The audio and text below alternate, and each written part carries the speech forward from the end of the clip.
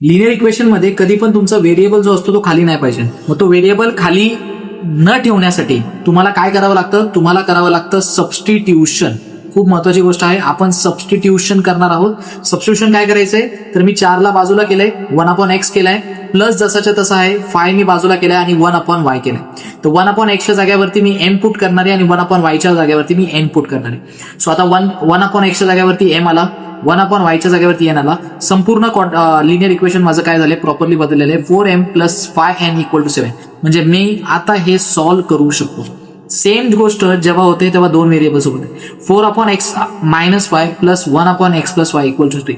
इथे सुद्धा जे व्हेरिएबल्स आले ते खाली आलेत. हे व्हेरिएबल्स आपल्याला खाली नाही पाहिजे. त्यासाठी मी काय केलं, इथं सुद्धा सबस्टिट्यूशन केलं. 1/x - y वेगळं केले, 1/x + y वेगळं केले. 1/x - y च्या जागेवरती मी m पुट करतोय, 1/x + y च्या जागी n पुट करतोय आणि संपूर्ण इक्वेशन माझं आता 4m + n = 3 मध्ये कन्वर्ट झाले. म्हणजे मी आता हे